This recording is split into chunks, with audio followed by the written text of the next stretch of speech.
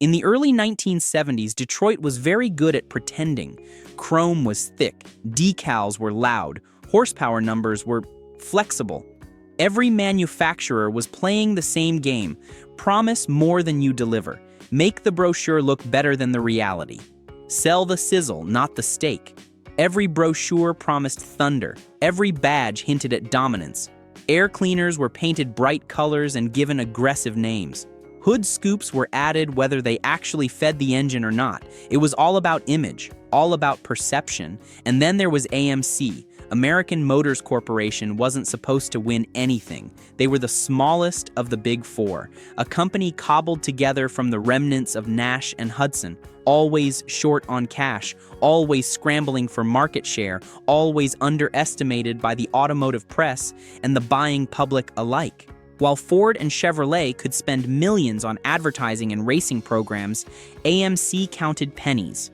While Chrysler could develop entirely new engine families, AMC had to make do with what they had. They didn't have the luxury of waste. They didn't have the budget for failure. But in 1971, AMC dropped an engine that didn't lie. It didn't play marketing games. It didn't pretend to be something it wasn't. It didn't need cartoon characters on the air cleaner or fake hood scoops to look tough.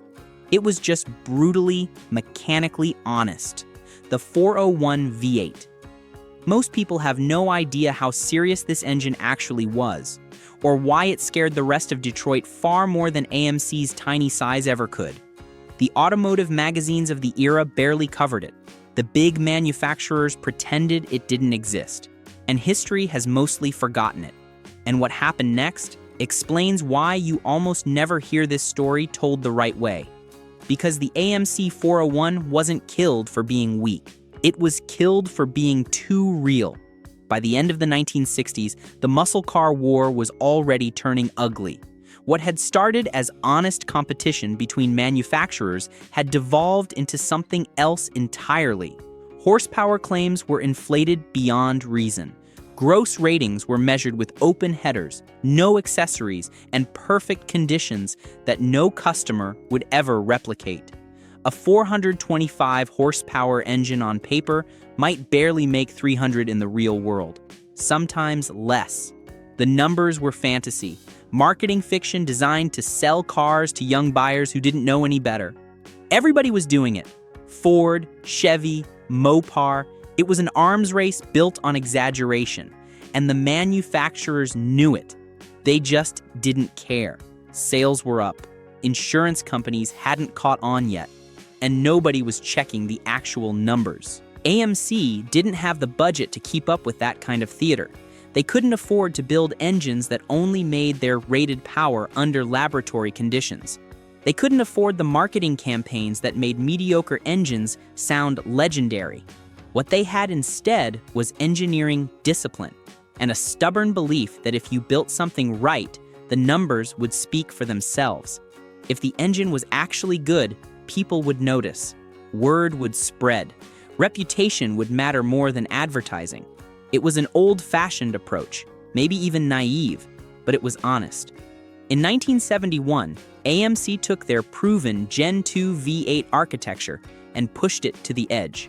This engine family had started back in 1966 with the 290 cubic inch V8. Over the years, it had grown.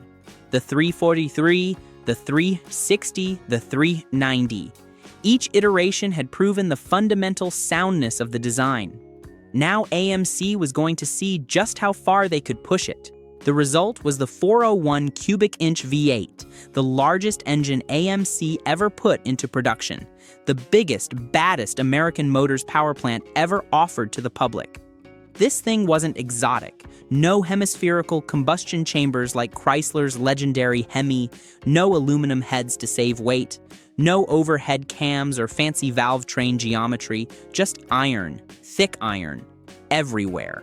The bore measured 4.1 to 65 inches, massive for the time.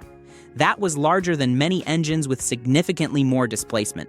The stroke was a relatively short 3.68 inches, which meant the engine could rev more freely than its displacement suggested. It wasn't going to be a low RPM-only torque monster. It had some top-end capability too. Put together, that gave you 401 cubic inches of dense, overbuilt American cast iron.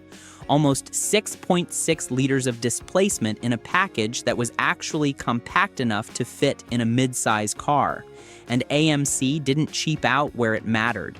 The block used a deep skirt design that wrapped around the crankshaft, adding rigidity that most competitors didn't bother with. While other manufacturers used shallow skirt blocks that saved weight and casting costs, AMC went the other direction. They added material, they added strength, they built in margin. The crank itself was forged steel, not cast. That's an important distinction. Forging creates a denser, stronger piece of metal with a grain structure that resists cracking under stress. Cast cranks are cheaper and easier to produce, but they can't handle the same abuse. AMC chose the expensive option. Same with the connecting rods. Forged steel. Not cast, not powdered metal, forged. The oiling system was robust and well-designed. Oil passages were sized generously. The pickup was positioned to ensure consistent oil supply even under hard acceleration or cornering. AMC engineers had clearly thought about what this engine would face in the real world. The cylinder heads weren't exotic, but they were effective. Cast iron with wedge-shaped combustion chambers, good port flow for the era, valves sized appropriately for the displacement. Nothing fancy, just solid engineering that worked. This wasn't a good enough engine. It was designed to survive abuse. Designed for owners who would push it hard. Designed for a world where warranties actually mattered and reputation was earned on the street, not in the brochure. Compression ratios varied depending on year and application. Early high-performance versions ran as high as 10.2 to 1. That was aggressive for a production engine. That was race engine territory. Later emissions-era versions dropped closer to 8.5 to 1 as regulations tightened and fuel quality became a concern. But even detuned, the engine never lost its character. Torque. That was the defining characteristic. That was what made the 401 special. The factory rated the 401 at around 330 gross horsepower in 1971 trim, with torque numbers hovering near 430 pound-feet. That torque figure is the one that matters. That's what you felt when you pressed the accelerator. That's what pushed you back in the seat. But here's the part nobody talks about. Those numbers were real, not optimistic, not best case, not measured with open headers on a sunny day with the wind blowing the right direction. Real-world output that matched what owners actually felt when they hit the throttle. The engine made the power AMC claimed it made. And when the industry switched from gross to net ratings in 1972, AMC didn't get exposed like everyone else, because they were already being honest. That transition from gross to net horsepower ratings was devastating for most manufacturers. The new ratings measured power the way customers would actually experience it, with all accessories installed, with production exhaust systems, with real-world conditions. Most manufacturers saw their horsepower figures collapse overnight. Engines that were 400 horsepower suddenly became 250. Buyers felt cheated. They had purchased cars based on power claims that evaporated the moment the testing methodology changed. AMC buyers didn't feel cheated. The 401 barely flinched when the new ratings came out. The numbers dropped, but not dramatically, because the original claims had been honest in the first place. And that's when Detroit started paying attention. Drop a 401 into a Javelin, an AMX, or even a full-size Matador, and something strange happened. These cars didn't just keep up with the competition, they embarrassed it. In straight-line pulls, the 401's torque curve was savage. Peak torque arrived early, around 3,000 RPM, and stayed flat across a broad range. You didn't need sky-high RPM to access the power. You didn't need perfect gearing or a precise launch technique. You just mashed the pedal, and the car lunged forward like it had been kicked. The acceleration wasn't theatrical. There was no dramatic rush at the top of the tack. It just pushed. Constantly. Relentlessly. From the moment you touched the throttle until you let off. Quarter-mile times in the low 13-second range were common with minimal tuning. A stock 401 Javelin in the hands of a competent driver could run 13.5 or 13.6 all day long. That was faster than a lot of cars that claimed more horsepower. With headers and better carburation, high 12s weren't unheard of. Swap the intake manifold, add a more aggressive camshaft, clean up the exhaust. Suddenly, you were in the high 12-second range without touching the bottom end. And unlike some high-strung big blocks that needed constant attention and ran hot, the AMC would do it all day without overheating or eating bearings. You could abuse it Saturday night and drive it to work Monday morning. It didn't complain. The engine was happy at idle, happy at cruise, happy at redline, happy anywhere you wanted to run it. But there was a problem. AMC didn't market it like a hero. No wild hood names like Super Cobra Jet or Stage 1 or Six Pack. No cartoon decals screaming displacement. No fake bravado on the air cleaner. No special editions with fancy stripe packages. The 401 badge didn't brag. It didn't need to. But in a market obsessed with image, that was a fatal mistake. Young buyers in 1971 wanted theater. They wanted to walk out to the parking lot and see something that looked fast, standing still. They wanted their friends to be impressed before the engine even started. AMC didn't give them that. A Javelin with a 401 looked almost the same as a Javelin with a 304. You had to know what you were looking at. And most people didn't. And it got worse. As emissions regulations tightened and insurance companies started choking performance cars, Detroit responded the same way it always had. They detuned, they disguised, they renamed. Chevrolet started calling their performance engines special packages with innocent-sounding names. Ford backed off on compression and pretended nothing had changed. Chrysler quietly strangled their big blocks while keeping the badges the same. AMC didn't play those games. The 401 lost compression as the 1970s wore on. It lost advertised horsepower as regulations tightened. But it never pretended to be something else. The cams softened. The carburetors shrank. Ignition timing was retarded to meet emission standards. Yet the engine remained fundamentally the same animal underneath. Same forged crankshaft, same forged connecting rods, same thick block with deep skirts, same robust oiling system, same torque-first design philosophy. AMC didn't hollow out the engine and keep the badge. They didn't switch to cast cranks while pretending nothing had changed. They kept building it the right way. That honesty made it expensive. While competitors switched to cast cranks and lighter internals to save manufacturing costs, AMC kept building the 401 the right way. Every engine cost more to produce than it needed to. And AMC didn't have the sales volume to absorb that cost the way Ford or Chevrolet could. GM might sell 500,000 Chevelles in a year. AMC was lucky to sell 50,000 Javelins. The math didn't work. The economics didn't favor honesty. By the mid-1970s, the writing was on the wall. The 401 didn't fail emissions because it was dirty. It failed because it refused to become a hollow shell of its former self. AMC could have crippled it further. They could have switched to cheaper internals and pocketed the savings. They could have played the same games everyone else was playing. They chose not to.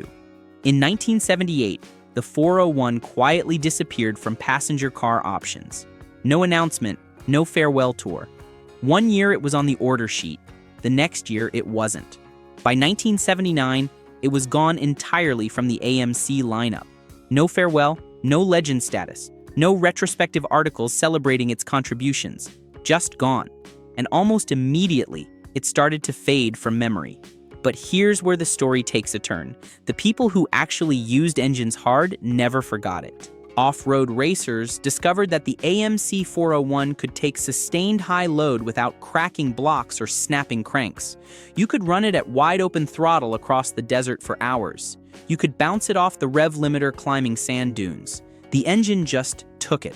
Jeep owners loved it because the torque made heavy rigs feel light.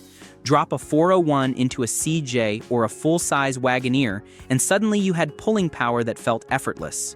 The engine didn't strain. It didn't labor, it just pulled. Marine builders prized it for reliability under constant throttle. Boat engines run at high load for extended periods in ways that cars rarely experience. The 401 handled it without complaint. And hot rodders? They learned something terrifying. The 401 could take boost. That deep skirt block and forged rotating assembly could handle power levels that would split other factory blocks in half. Push one past 500 horsepower with a turbocharger or supercharger, and it didn't complain. The bottom end just kept working. Do it reliably, run it hard week after week, and it just asked for more fuel. Some builders pushed past 600 horsepower on stock blocks. A few crazy builds went even higher. The engine responded to modification in ways that seemed almost unfair. Everything AMC had built into it for durability also made it perfect for high-performance applications. Suddenly, the engine Detroit ignored became a unicorn. Everybody wanted one. Nobody could find one. Production numbers were low. Estimates suggest fewer than 60,000 401s were ever built during the entire production run. Some estimates put the number even lower.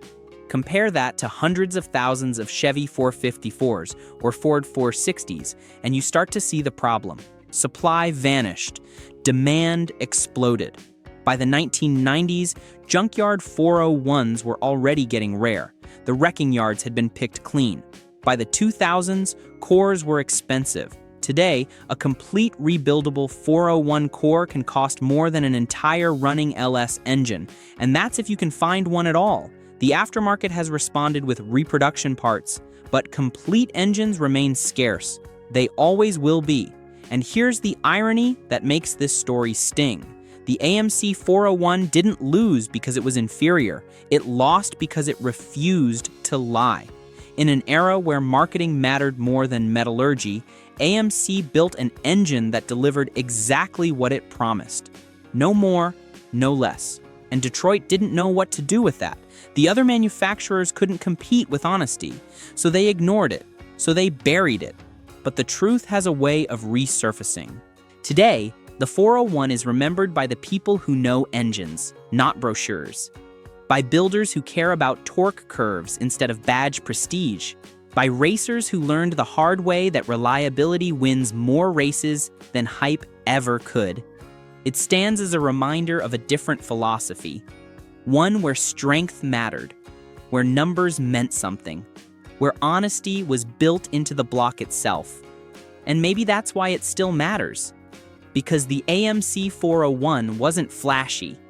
It wasn't loud in the magazines. It didn't need to be. It just worked, relentlessly, brutally, honestly. If you enjoyed this deep dive into one of Detroit's most misunderstood engines, let me know in the comments what story you want next. Another forgotten V8, another rivalry, or another machine that was too real for its own time. And make sure you subscribe, because some of the best stories in automotive history are the ones nobody bothered to tell.